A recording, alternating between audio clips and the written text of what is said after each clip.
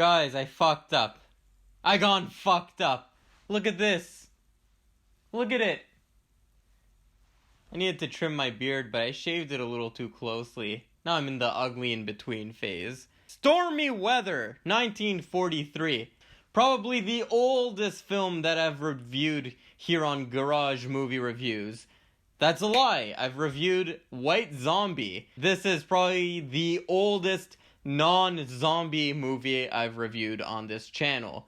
What is this movie about? Insert plotline here. A story of star-crossed lovers, Stormy Weather details the story of Bill Williamson, a dancing legend, and the love of his life, Selena Rogers. Just after World War I, Williamson meets singer Rogers at a soldier's ball and promises to return for her after he has made his way in the world. Rogers has other things on her mind and just as much ambition as Williamson. The two cross paths as they both reach the height of fame. Guys, Stormy Weather does not get talked about often enough. One of the most influential films of the Great Depression era. Movie came out in 1943. And what makes this movie quite unique, especially for its time, is the fact that it features an all-black cast. I'm talking all black, real black. None of that blackface. Just real... well, there is blackface in the movie, and we'll get to that, but it's done out of parody. But I'm talking all black performers, no Bing Crosby or... what's his name, the other guy? A tiny baby boy was born, Abraham. When he growed up, this tiny baby... No blackface, white people doing blackface. This is an all-black cast, which is very ahead of its time for 1943. This is a musical, and it has a bunch of great performers. This movie was basically a way to promote the great performers that came out of the Cotton Club. For those of you who don't know the Cotton Club, we know many famous clubs in pop culture. Another famous club we remember is the Copacabana, where performers like Don Rickles and Frank Sinatra would perform there, and it kind of went down in history as a slice of life of the big performers of the 60s. Same can be said with the Cotton Club, which was set in Harlem and showcased a lot of black talent, people like Duke Ellington, Calloway, and a lot of those artists are featured in this movie. So this movie was basically an ode to the black performers of that time, which is why it features an all-black cast. This movie was hoping to get into that demographic of black people who want to go to the movie theaters. Unfortunately, this movie didn't really make much money at the box office, nor was it really a good critical hit. This was pretty much a miss for the studio, which is why this movie, I think, is not quite as remembered as other great musicals of the Great Depression. Nonetheless, I think this movie is fantastic. And a lot of that, too, is because I really like jazz music. Little known fact about good old Paulster here.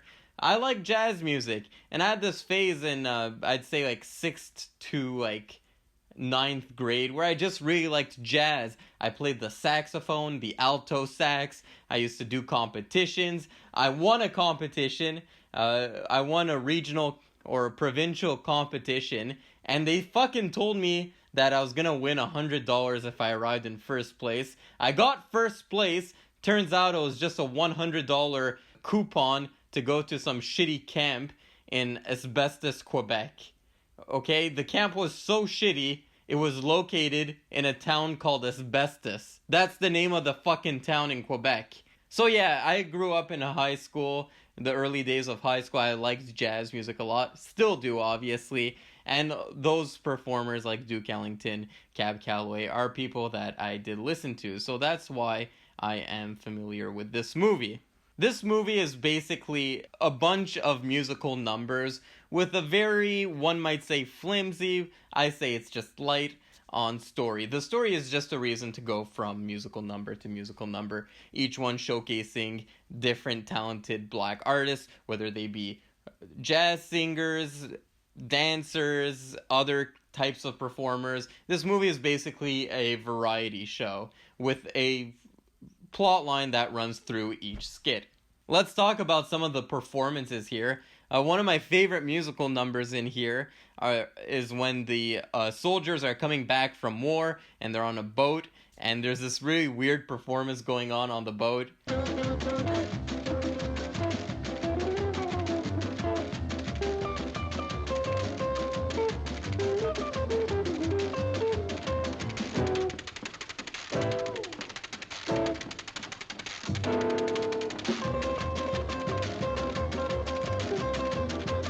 I don't know if I like it in a kind of ironic way.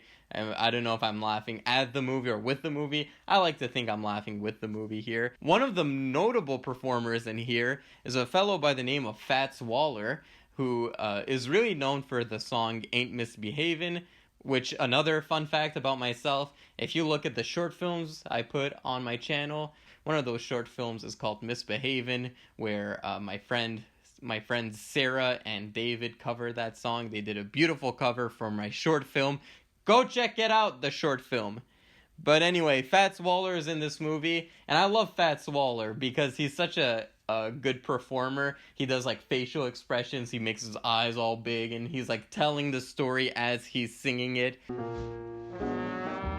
one to talk with, all by myself. No one to walk with, but I'm happy on the shelf. Ain't misbehaving, saving my love for you. There's that duet he does in the movie where he exchanges dialogue with a singer, and it's all very done out of good faith. It's really funny, and still to this day, it kind of holds up the sense of humor they have. I went to a fortune teller and had my fortune told. What'd she say? She said you didn't love me, all you wanted was my gold. She was right. How'd she know? That ain't right. Oh, it ain't right at all. Everybody wants some gold, baby. Interesting story about Fats Waller. I was reading up on him before doing this review. So one time, Fats Waller actually got kidnapped by none other than Al Capone, the famous gangster.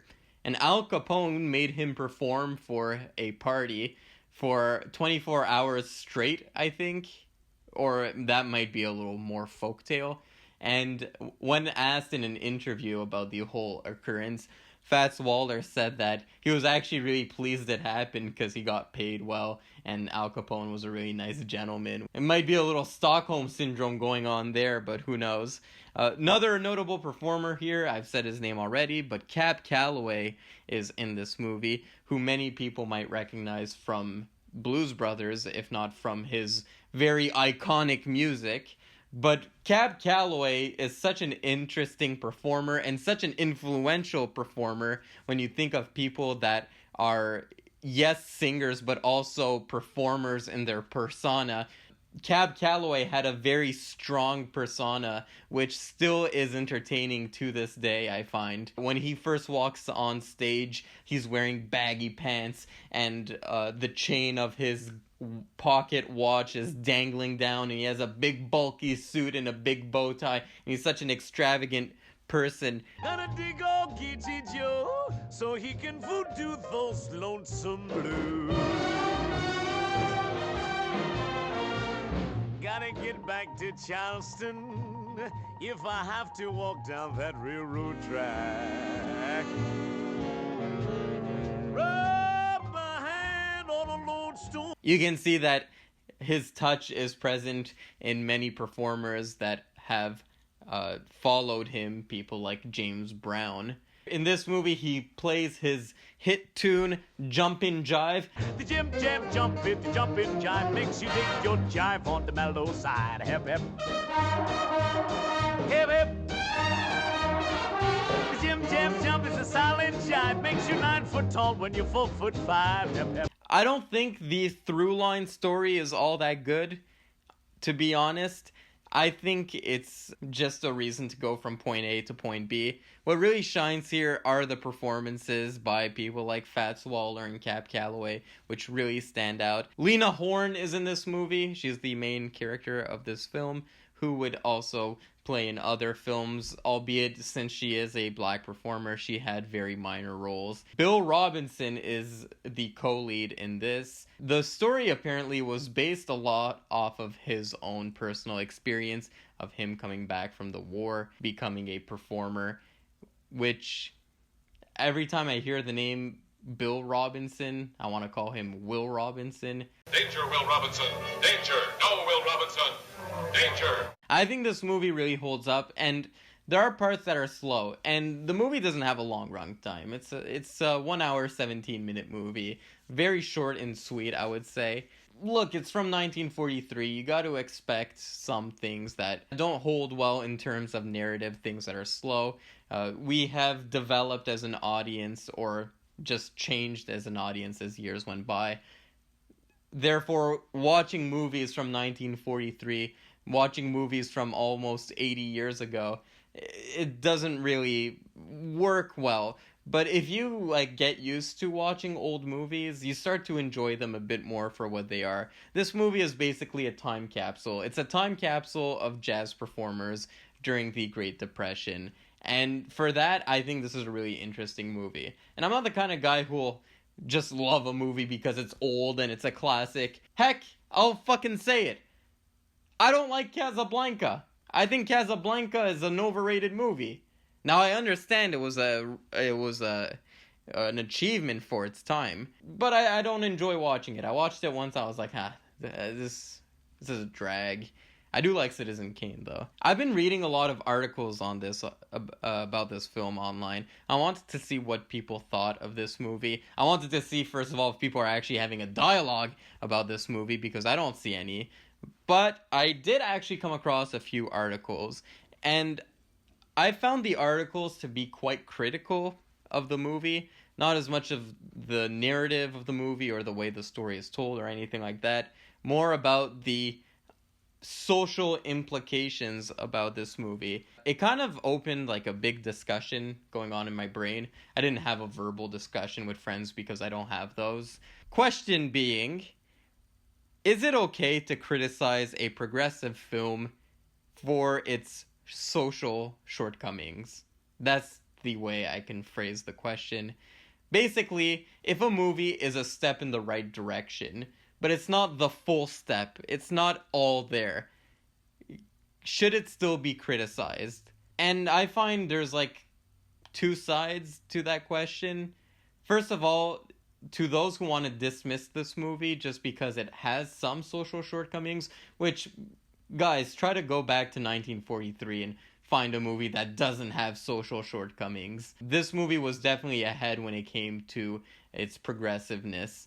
So to dismiss the movie entirely because of a few social shortcomings, don't do that. That's stupid, in my opinion. And a lot of the articles I came across were in fact doing that, dismissing the movie entirely, saying that, yes, it was a step in the right direction, but it didn't have an insert, homosexual character and stuff like that. You can't expect a movie from 1943 to be thinking like a woke Cali liberal from 2021, okay? Some of the things they complained about, these articles I'm talking about, apparently Bill Robinson was sexually harassing some of the actresses behind the scenes, which is awful.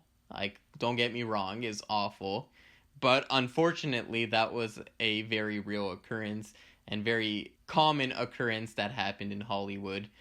Not only in 1943, but still today, to this day. You hear stories of what happened to Judy Garland during the shooting of Wizard of Oz. That makes me not enjoy The Wizard of Oz as much anymore, and I try to put it somewhere buried in the back of my brain, try to forget about it, but sometimes it just comes back while I'm watching that movie, which is, regardless, a cinematic masterpiece. So a lot of articles complained about that. A lot of articles also complained about sexism. One of the subplots in this movie involved Lena Horne her character doesn't want to settle down. She doesn't want to raise a kid and all that stuff. She's happy just being a jazz performer.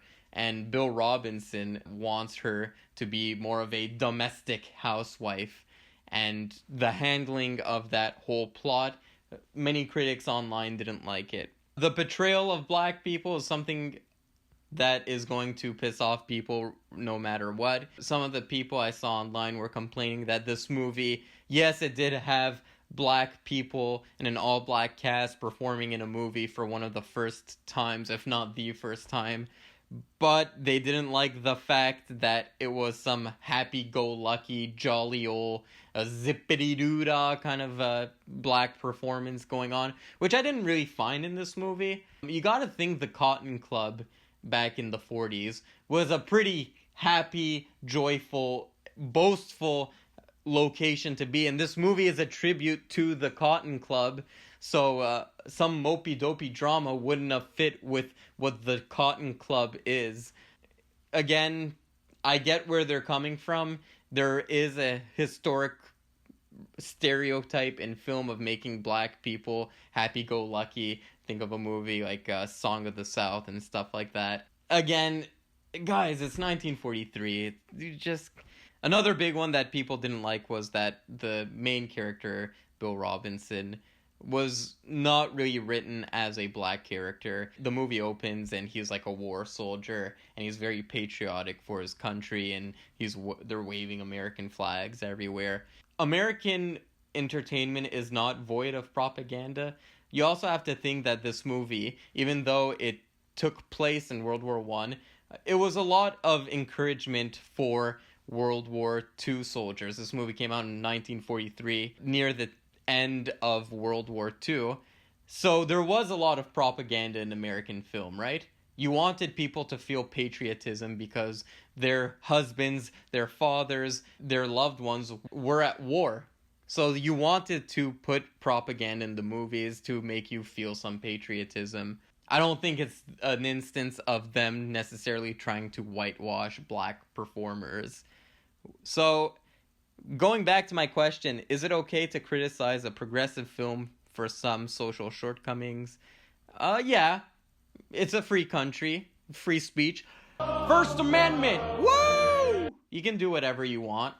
However, I don't like when people dismiss a movie just because it has some social shortcomings, especially a movie being this old. And a lot of it is just clickbait, too. I remember I used to work in a high school, and one of the students in the high school was really into film.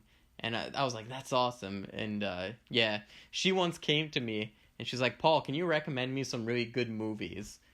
And I was trying to think of the movies I was into at her age.